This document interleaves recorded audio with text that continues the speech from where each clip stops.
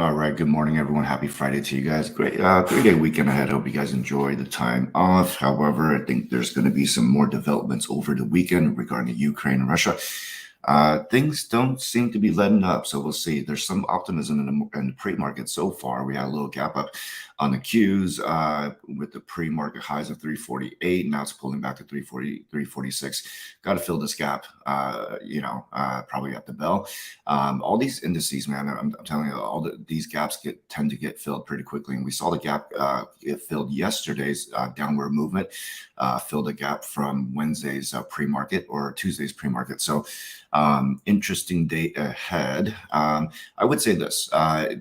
The Q's 343 level, the 343 level is the next support here, about 344, 343. If that fails today, then you're looking at potentially revisiting January 28th lows at 338. So I'm not saying that's going to happen today, but it's definitely not looking very good. I get it. There's a little bit of bounce in the market here, but there's going into a 3-day weekend. I tend to think that things sell off towards the end of the day, but we'll see.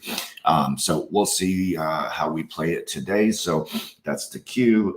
If you were in Roku yesterday, if you bought the puts, then it should bank pretty well today.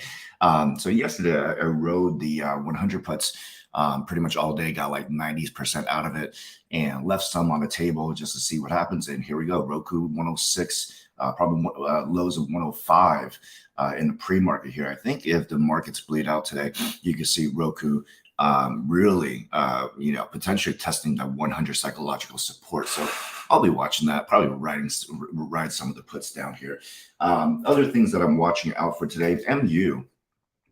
Daily cup and handle, as I mentioned before, it's still, given what's going on in the market, it's still pretty strong, right? So it's hanging on to $94, $93 support, and I think this is going to do well today. Might jump up a little bit, but it's definitely holding on. But again, daily cup and handle looks pretty good so far. If that breaks down, then well, it is what it is. However, I think this can break out if the market can run today, or potentially, next week if the conflict in Europe or Russia settles down a little bit. But I probably would expect a ton of headlines over the weekend. Now the Olympics is wrapping up. At least that's the speculation that some type of invasion could occur right after the Olympics. So let's see what happens there. So that's going to be interesting all weekend. I would not mind grabbing some SPY or QQQ puts to hold over the weekend just to kind of see the news. So, all right, QQQ pulling back a little bit more here, 346.24 at the pre-market. So it's going to be an interesting day. That's it. I think that's pretty much all I'm doing. Just watching the Qs, watching indices, playing Roku. Something I'm definitely interested in puts is the Spotify.